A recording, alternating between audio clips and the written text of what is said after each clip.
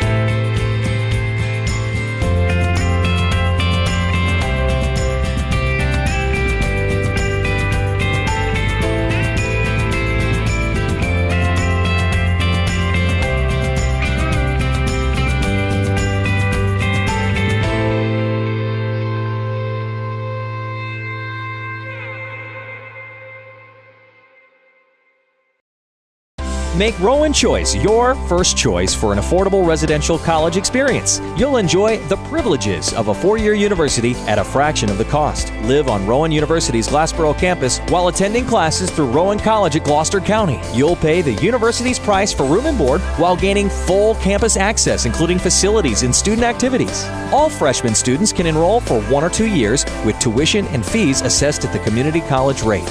Rowan Choice makes academic achievement affordable. Welcome back to RCGC Today. Higher education and business are stacking the deck in New Jersey thanks to a new state initiative launched in Trenton, designed to address college affordability and meet the needs of the local job market. We're going to go to some highlights from that press conference, where Senate President Stephen Sweeney and RCGC President Frederick Keating, among others, spoke passionately about this new state initiative modeled after RCGC's own Work and Learn consortium. The Senate President charged us with the vision he had was to get the county entities in Gloucester together to go into a study with regard to the idea of delivering a comprehensive consortium to serve labor and industry with regard to the educational piece as well as the labor and industry component. We took that seriously in Gloucester County, and with my partner Dr. Ali Hushman at Rowan University and Michael Dicken, the superintendent of the Gloucester County Institute of Technology, the vocational school, we did get the 3 educational entities into a room. And at that time, we invited the Gloucester County Chamber of Commerce, who I think are here today with Les Vail. We also had the Gloucester County Government Economic Development, Workforce Development Boards, with the idea of the American Job Centers coming onto the college, community college campuses. We also reached out to Commissioner Fichtner and Secretary Hendricks, who is here, and who I thank very much for her support and understanding as we debated this at the state level with labor and with higher education. So we did what we were instructed by the Senate President to do, is we drew up a consortium. It's briefly outlined on a document that many of you have, I hope all of you have, or we can make available immediately. The concept is that simple. We took 3 educational entities and we tied them together in heart and soul in a memorandum of understanding. To do what? Was to provide certificates and high school diplomas to students at the vocational school level. We think this game begins around the sophomore, junior year of high school. and you are then given the counseling and the guidance and the understanding there to enter into the workforce. But the trick was, what would be the components of the workforce and industry-driven programs? And that's when we turned to the New Jersey Department of Labor and to the Secretary. We didn't want to reinvent the wheel. We in education took the model that was given to us by labor. These are the demand areas of work consideration, labor industry-driven credentials in New Jersey. So we didn't have to go out and reinvent the wheel. The wheel was given to us. I believe the difference is that education is the recipient of the work from labor and industry, not the other way around. We in education design the models, the degrees, and the program, and feed it to individuals, students, and labor. This has to, in our opinion, go the other way. So by doing that, we literally took the labor standards of New Jersey, went to the southern region of the state, went to the county of Gloucester, and we pulled out 7 target areas of instruction, which are noted on this sheet. And yes, one of them is manufacturing, which I believe is also being debated in the state. But we also took up, the idea of financial, services, transportation and logistics, healthcare, biopharmaceutical, life science, hospitality, retail, and construction management. They became, from labor data, our driving forces. So we, education, took them, aligned them, put them in at a 17 and 18-year-old individual, got a certificate consideration. It must have certificate and degree. Labor-driven, valued credential. What we were told, labor. Valued by industry and labor. NJBIA has done a lot of research on this. We've talked with them. The chambers are right there. The trick was getting everybody to talk and be in the room. And personally, I've been in education as a superintendent of a VOTEC and the president of a county college and a partner of a research university, part of president councils at all levels, and I don't believe it happens. I believe we all do good work, but we do it in complete isolation, fragmented by geography and demand. This could be pulled together into one cohesive model. So the high school has its part, and then the community college is the lever that sits in the middle of the fulcrum to kind of let this thing tip either way. If these credentials then go into another certificate at the county college level in the first year.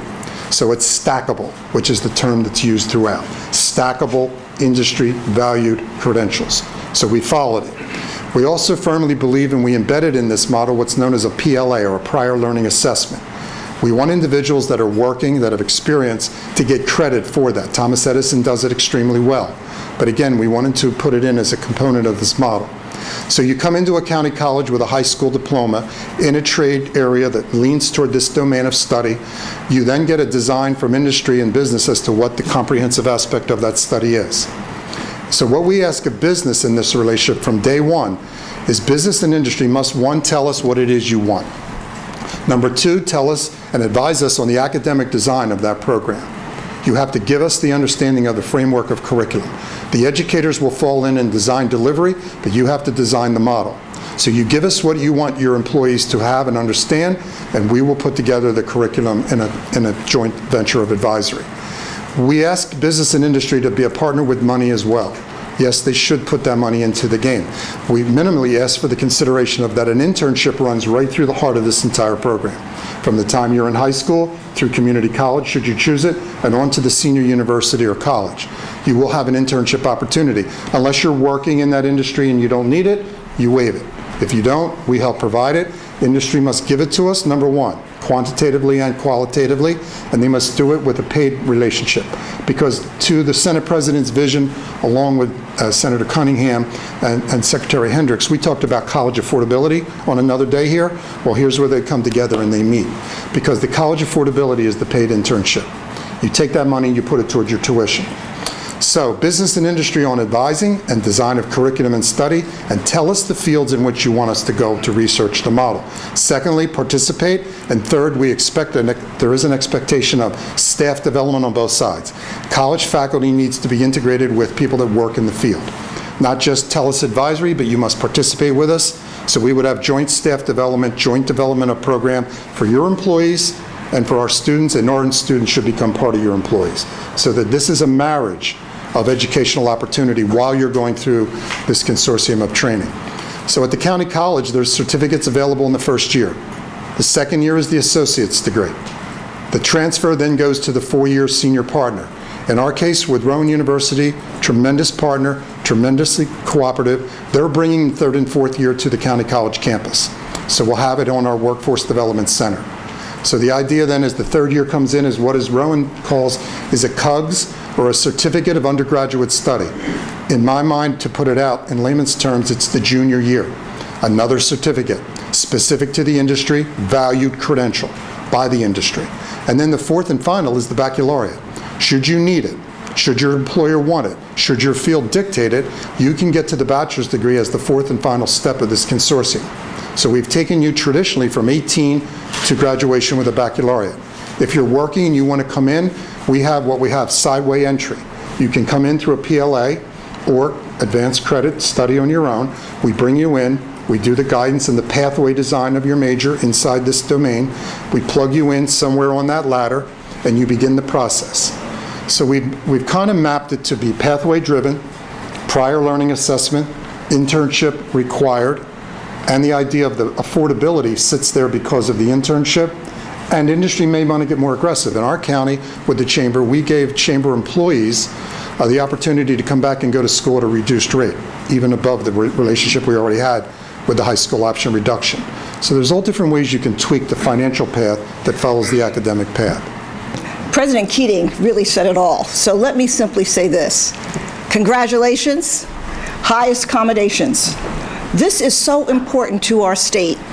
It's going to take this kind of brilliant collaboration, this kind of innovation, this kind of coalition of the willing to step forward and do what's absolutely necessary to ensure that our workforce is ready and that our economy is competitive. I commend you for the extraordinary collaboration that you've put together. It is visionary, it's innovative, it's cutting edge, it's timely, it's essential. And as Dr. Keating said, I'm all about access, I'm all about affordability. But if there's no degree attainment at the end, it won't matter. So they put all three together. Now, here's one last thing that I want to say about that extraordinary work. They've made sure that there were on and off ramps. I'm all about equity. And if the only ramp is always an off ramp when things change in your life, and there's no way to get back on, we defeat the purpose from the start. So they've built into this on and off ramps to meet you wherever you are in your life. This is a win-win for the state of New Jersey. I simply say, how quickly can we replicate it? I want to congratulate the Senate President and our friend Fred Keating in Gloucester County for kind of taking an idea that everybody agrees is the overall vision for technical education in New Jersey and creating a plan to make it a reality for the county. What this does is it focuses on industry-recognized credentials as well as college credits and a degree, and sort of changing that idea that the only pathway to success is a four-year degree. There are multiple pathways, multiple ways to get that, and it recognizes and honors students who get training beyond high school, earn those credentials, whether they're at the vocational school or they go on to the community college, but it recognizes that those are excellent outcomes as well as a four-year degree. The other game changer here is the commitment to engaging employers. We all strive to do that. All career and technical education programs have employers engaged. They advise, they give students work-based learning experience, but this coordinates it in a way that hasn't been done before. And I think it just has tremendous promise for us. I think it's going to guide us and lead the way for the next 10, 15 years in New Jersey. Across the state, our colleges have established a very strong relationship with all the CTE schools for dual credit enrollment. Rowan College at Gloucester County's program announced today takes this partnership to a much higher level by engaging employers in all 4 years throughout the continuum of education. The model is destined to become a way of the future. You know, there are more than 200,000 unemployed workers in New Jersey, and there are more than 100,000 jobs that are posted by New Jersey's employers. We are very mindful of these statistics and are offering training for the unemployed population to become gainfully employed again. Community colleges in New Jersey are uniquely positioned to fulfill the educational and workforce development needs of the state they employ us, and we stand behind the Senate President's vision and the manufacturing caucus's efforts. I'm with the New Jersey Business and Industry Association, and we have been working in the workforce development world now for over 6 years. Why? Because what employers tell us that this is an economic development issue to them. They are not able to be able to compete if they don't have the right skilled workforce. And so what does an employer who needs that skilled workforce do when they say that who's coming out of college is not answering the call, or who's coming out of high school is not ready? Why do we have such high remediation rates in our community colleges and in our four-year institutions? So we went to work and we said we really need to work together with our career and technical high schools, with our community colleges, with our four-year institutions to try to address this. And so when I saw that this first bundled consortium was put together, this is exactly what we need, because it's one-stop shopping for employers. One of the top two issues facing the state of New Jersey's business community is qualified workforce. This will allow a qualified workforce to be in place to help the companies that are here expand and grow in the state, and that's a huge step forward. Finding skilled and qualified employees and retaining them is an expensive and important proposition for businesses. Having the right people with the right skills in the right positions really is the goal of the business community. And training and educating workers to fill positions in high demand in the labor sectors will ensure that the businesses in these sectors will have a deep bench of talent from which to choose. I think you get the gist of this. This is people basically taking down walls, willing to collaborate and coordinate efforts to actually make this state better. And we intend to make sure this is a statewide initiative, and I'm going to do it legislatively. This should exist in every single county in the state. You heard the business community and how happy they are with it. You heard the Secretary of Higher Education talk about this is needed to be done, but you need leaders that are willing to put down, really to take the walls down, because in higher education and in education, this is mine, stay away. You deal with that on a regular basis. Here we had leaders in Gloucester County that were willing to work together. President Keating, our vocational school superintendent, Mike Dickens, and President Hushman, who's always constantly looking at things differently and willing to do things differently. We are very fortunate. I'm thrilled to have the business community here because we're addressing their need. We're going to make sure that they have the trained workforce that they need. Work around your schedule with Rowan College at Gloucester County's expanding selection of online degrees. Just added business administration degree and an HR management degree. Visit rcgc.edu to register. Welcome back to RCGC Today. Joining us next, we have Mike Chando, Executive Director of Admission and Financial Aid, and Terry Germano, Team Coordinator of Veteran Affairs. They're here to tell us about some of the programs and services available to student veterans at Rowan College at Gloucester County. Thank you both so much for being here today. Thank you for having us. Oh, we're so happy you could join us. So we celebrate Veterans Day this month, and it feels like an appropriate time to talk about the commitment that RCGC has to providing educational opportunities to those who have served our country. Mike, could you just give us a quick update on some of the programs and services available to veterans at Rowan College? Okay. Well, recently we hosted our Operation Stand Down, which was an event that we brought all of our student veterans on campus to show them the services the college offers, such as our people in transition, support services that we offer through Lois Burdell's department. And we also brought in vendors to show them their support services in the community as well. We want to make sure that they have all the tools to succeed both as a student as well as an individual, and that way coming to school is more or less seamless for them, from transitioning from military life to civilian life. On top of that, we also opened up a new scholarship for our in-county veterans, and this opportunity is for students who don't receive 100% of their funding through the Montgomery GI Bill or one of their chapter benefits, that the college will give them a scholarship for the difference. So they will come virtually tuition and fees free at our school. And what motivated you to organize an event like this? Well, when I took over for the Veterans Affairs Department back in January, one of the things that I seemed to hear from our students is we were just pushing the paperwork through, doing the minimum, and I don't want that to be the connotation of the office. I want them to know we're here to support them.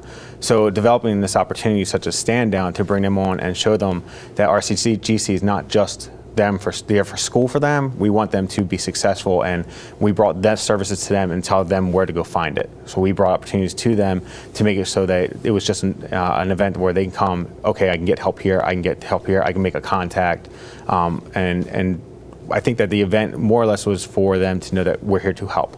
That's what we want to do is to help them transition. And Terry, what were some of the different organizations represented at Operation Stand Down? We had outreach services. There were veterans specific coming out to assist with our students. We've seen students that have transitioned from civilian life and joining the military. They would transition out to Iraq, Iran, and when they became civilians again, it was difficult, that transition. So we identified some of the difficulties for some of our students.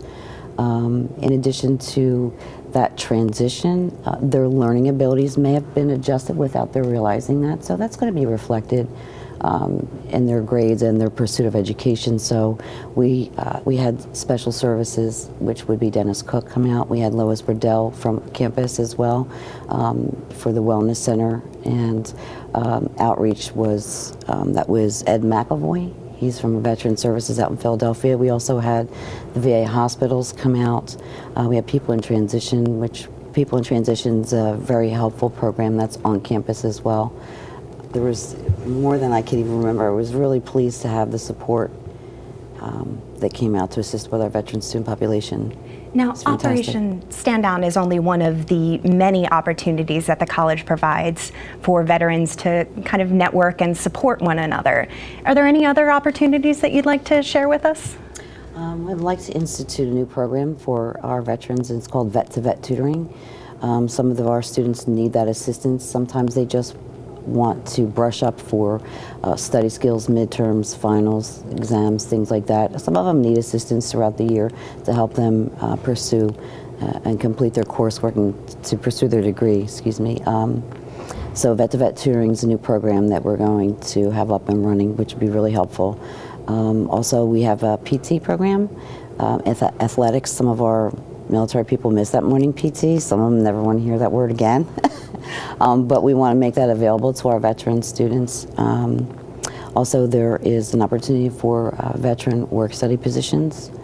We would be able to hire veteran students to assist with some of our veteran population in processing some of our paperwork and helping with our Student Veterans Organization with maybe some fundraisers, some ongoing club events, things like that. And how can veterans find out more about what's available to them at RCGC? Our Student Veteran Organization has 4 officers. We have a president, secretary, and so on, and they're basically in charge of some of the events. We also have information available on the website.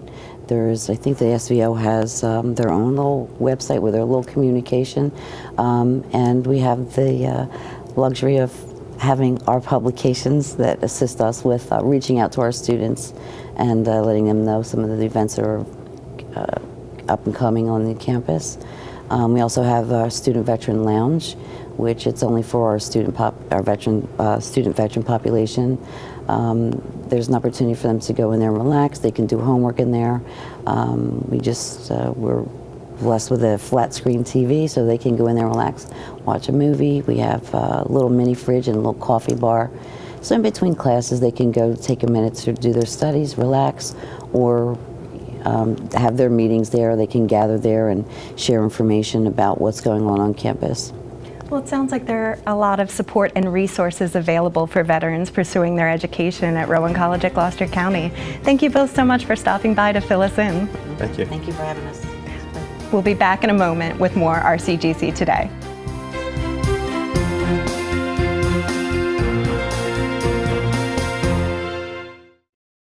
Make Rowan Choice your first choice for an affordable residential college experience. You'll enjoy the privileges of a 4-year university at a fraction of the cost. Live on Rowan University's Glassboro campus while attending classes through Rowan College at Gloucester County. You'll pay the university's price for room and board while gaining full campus access, including facilities and student activities. All freshman students can enroll for 1 or 2 years with tuition and fees assessed at the community college rate.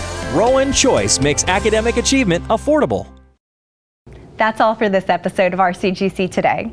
Thanks so much for watching, and we'll leave you with some more highlights from Rowan College at Gloucester County's 50th anniversary celebration.